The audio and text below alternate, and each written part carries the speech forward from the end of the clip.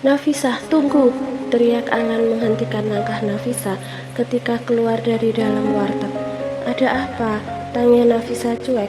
Ia sama sekali tidak menoleh ke arah Alan yang saat ini sedang berdiri di belakangnya, hingga pada akhirnya Alan memutar tubuhnya jadi menghadap Nafisah.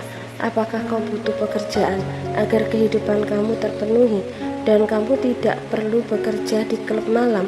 ujar Alan memberikan tawaran pekerjaan kepada Nafisah. "Sorry, aku tidak butuh tawaran darimu.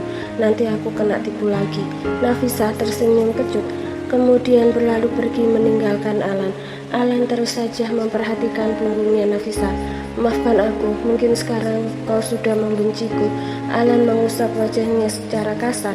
Alan tidak bisa membohongi perasaannya jika dirinya masih memikirkan Nafisah. Meskipun sudah ada Sania, waktu 1 tahun lamanya sudah Alan melewati bersama Nafisah cuman karena niat awal tujuannya jadilah seperti ini.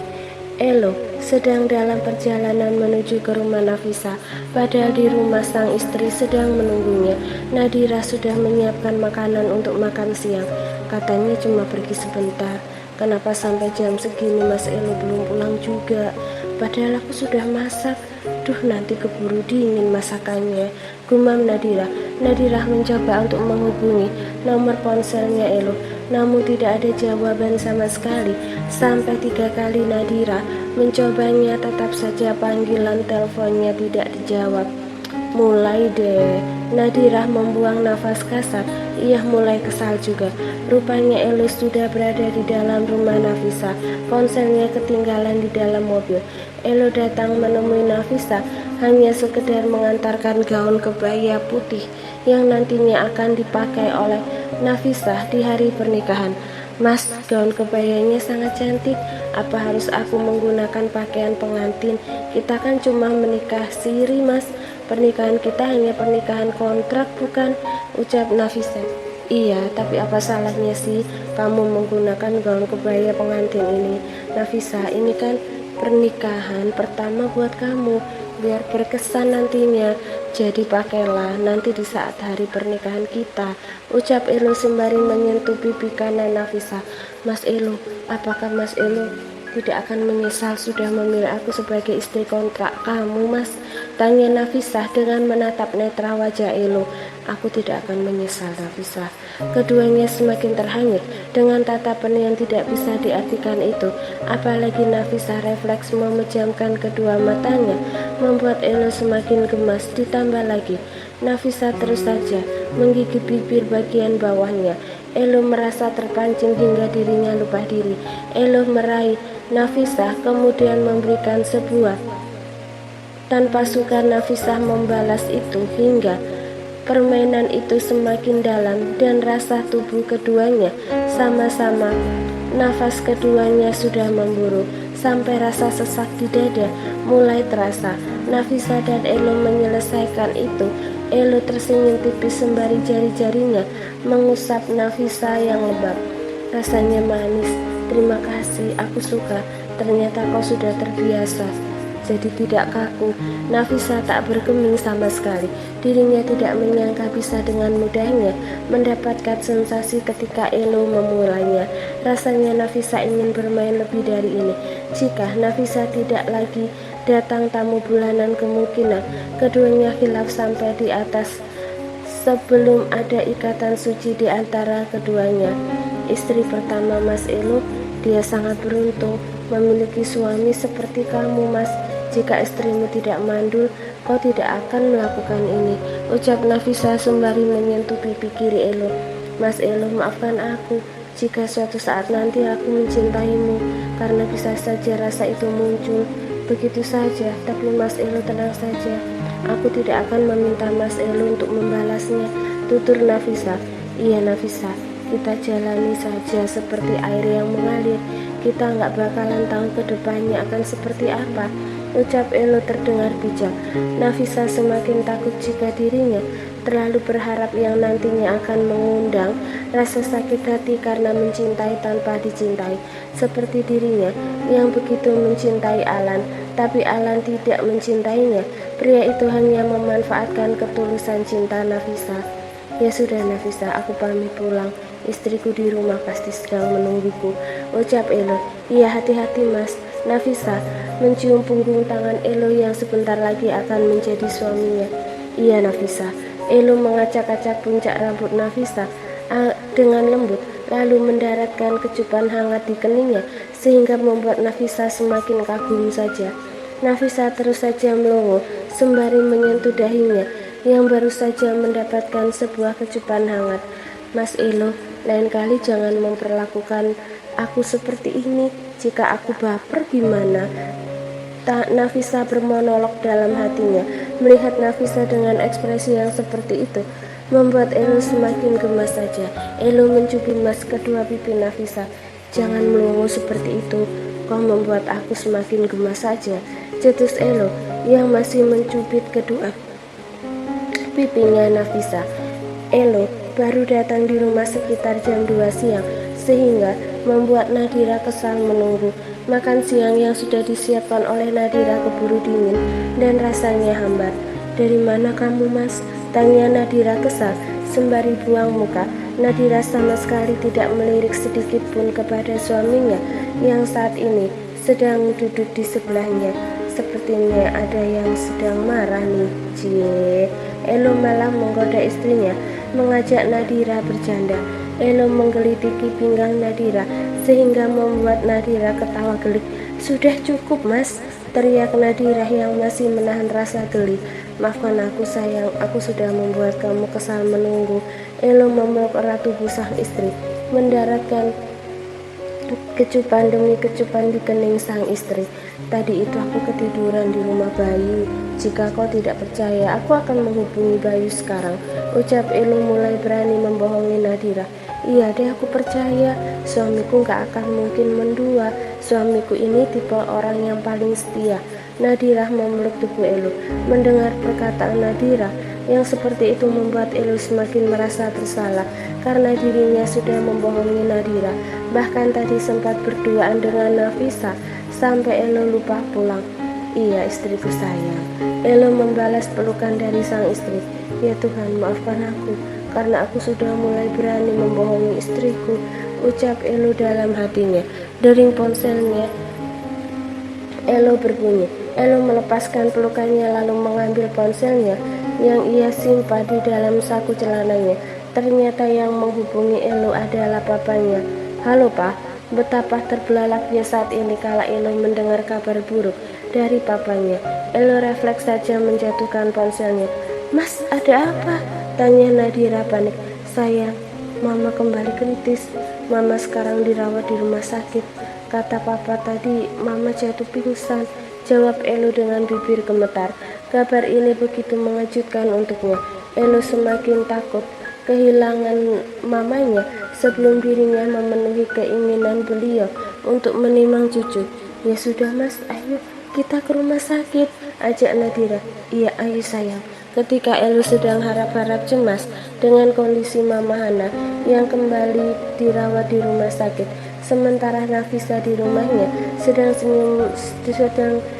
senyum-senyum mesem, ia terus membayangkan kala dirinya dan Elo bermain, menyatukan sampai bertukar rasanya. Benar-benar manis, gumam Nafisa. Ketukan pintu rumahnya membuyarkan lamunan Nafisa. Ternyata yang datang berkunjung ke rumah Nafisa adalah Tony, temannya Alan. Tony datang tentunya tidak dengan tangan kosong. Tony membawa sebuket bunga untuk Nafisa. Rupanya Tony serius ucapannya yang tadi ia katakan kepada Alan. Siapa sih? Nafisa begitu kesal rupanya. Apa jangan-jangan Mas Elo yang datang? Rasa kesal pun seketika menghilang ketika Nafisa menduga jika yang datang bertamu itu adalah Elo. Lalu bagaimana keadaan Mama Hana di rumah sakit? Lalu apakah Nafisa akan kerayu dengan rayuan maut yang akan Tony lakukan demi rencana liciknya itu? Tony sama seperti dengan Alan mendekati Nafisa karena ada maunya saja. Kamu mau ngapain sih datang kemari? Tanya Nafisa ketus ketika dirinya sudah membukakan pintu rumahnya. Halo Nafisa cantik. Tony menyapa Nafisa dengan manis. Tony menyodorkan sebuket bunga kepada Nafisa. Satu buket bunga cantik ini aku serahkan kepada gadis cantik yang saat ini sedang berdiri di hadapanku, ucap Tony dengan melebarkan senyum. Oh, terima kasih, ucap Nafisa sembari mengambil sebuket bunga itu dari tangan Tony. Tapi kemudian Nafisa membuang sebuket bunga itu di hadapan Tony. Sorry, aku tidak butuh bungamu. Kalau bunga bangsi, aku mau. Nafisa mendorong tubuh Tony dengan sangat kasar. Kemudian Nafisa masuk kembali ke dalam rumahnya dan menutup kembali pintu rumahnya. Nafisa, panggil Tony di balik pintu rumah Nafisa yang terkunci rapat. Namun Nafisa malah mengabaikan teriakan Tony. Ia tidak mau kemakan rayuan Tony seperti dulu Alan yang selalu merayunya sampai Nafisa buta cinta dan rela melakukan apa saja demi cintanya. Aku tidak akan melakukan hal bodoh lagi untuk kedua kalinya. Aku sudah mengetahui maksud dan tujuan Tony mendekati aku, gumam Nafisa. Tony terus berteriak memanggil nama Nafisa, meskipun tidak mendapat respon dari si pemilik nama. Saking kesalnya, Tony pun memutuskan untuk pulang saja, tapi ia tidak akan menyerah sampai di sini. Elo dan Nadira sudah berada di ruang rawat inap Mama Hana. Kondisi Mama Hana masih kritis. Beliau belum siuman dari pingsannya. Kenapa Mama bisa pingsan sih, Pak? Tanya Elo kepada papanya. Tensi Mamamu tinggi. Mamamu akhir-akhir ini sering mengalami pusing, Elo, jawab sang papa. Ya Tuhan, semoga Mama baik-baik saja, ucap Elo penuh harap. Elo berdiri di sebelah ranjang rumah sakit. Elo menggenggam erat tangan kanan Mama Hana. Mama harus bertahan. Nadira juga berdiri di sebelah Elo. Mama wanita kuat, sebentar lagi Mama pasti membuka kedua matanya. Nadira menyentuh bahunya Elo. Nadira juga ikut sedih melihat kondisi Mama mertuanya.